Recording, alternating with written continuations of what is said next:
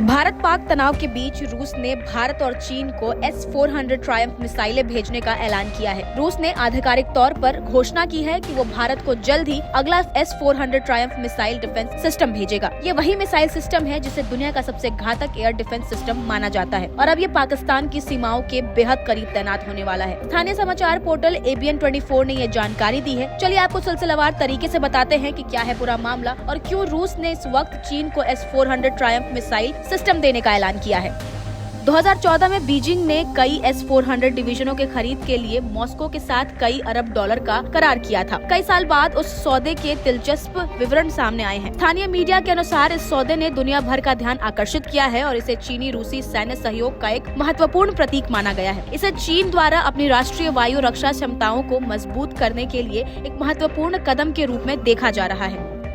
क्या है S-400 Triumph missile system? चलिए आपको बताते हैं। S-400 ट्रायम्फ मिसाइल सिस्टम को नोटो से SA-21 ग्लोरन नाम दिया गया है। ये रूस की अल्माज एंटे कंपनी द्वारा विकसित एक लंबी दूरी की सतह से हवा में मार करने वाली मिसाइल प्रणाली है। ये सिस्टम 2007 से रूसी सेना में तैनात है और विमान, क्रूज मिसाइलें, बैलिस्टिक मिसाइलें, ड्रोन और स्टील्थ तकनीक से लैस लक्ष्यों को नष्ट करने में सक्षम है। इसका काम दुश्मन के विमानों, ड्रोन, क्रूज मिसाइलों और यहाँ तक की बैलिस्टिक मिसाइलों को हवा में ही नष्ट करना है। इसे रूस की कंपनी अल्माज आंते द्वारा विकसित किया गया है।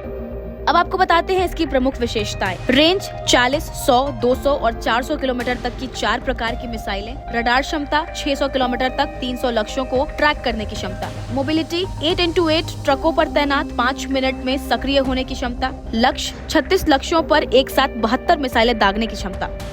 इस सब के इतर सबसे चौंकाने वाली बात यह है कि रूस ने चीन को जो S-400 मिसाइलें सप्लाई की हैं, उनमें से कुछ चौंकाने वाले पहलू शामिल किए जाने की खबर है। एक हालिया रिपोर्ट के अनुसार रूस ने चीन को दी गई इन प्रणालियों में जानबूझकर कुछ एडवांस सुविधाओं को सीमित या अक्षम कर दिया है, जिससे बीजिंग कथित तौर पर हैरान और निराश है। चलिए आपको बताते हैं इस घटनाक्रम का संक्षिप्त विवरण। रूस और चीन के बीच S-400 डील 2014 में साइन हुई थी। रूस ने 2018 में पहले डिलीवरी चीन को शुरू कर दी थी। चीन को S-400 की 2 रेजिमेंट मिल चुकी है।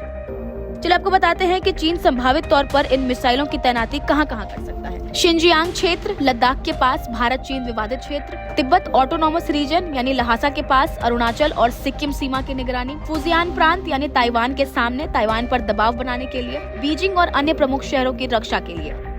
चलिए अब आपको बताते हैं कि रूस ने जो S-400 मिसाइलें भारत और चीन को दी हैं, उन दोनों में क्या फर्क है। सीधी तुलना, भारत बनाम चीन S-400 का इस्तेमाल करना। रूस का चीन को S-400 देना उसकी रणनीति बैलेंसिंग नीति का हिस्सा है। वो एक तरफ भारत के साथ गहरे सैन्य रिश्ते रखता है, दूसरी तरफ चीन को भी सशक्त करता है। ऐसे में भारत को अब सिर्फ तकनीकी ताकत पर नहीं, रणनीतिक तैनाती और सामरिक तैयारी पर भी ज्यादा ध्यान देना होगा।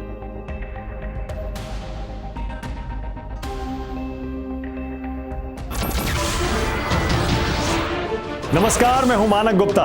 अगर आपको हमारा ये वीडियो पसंद आया हो तो इसे लाइक और शेयर जरूर करें और हाँ, हमें सब्सक्राइब और फॉलो करना ना भूलें ताकि आप देश और दुनिया की कोई खबर मिस ना करें। तो जुड़े रहिए हमारे साथ और देखते रहिए News 24।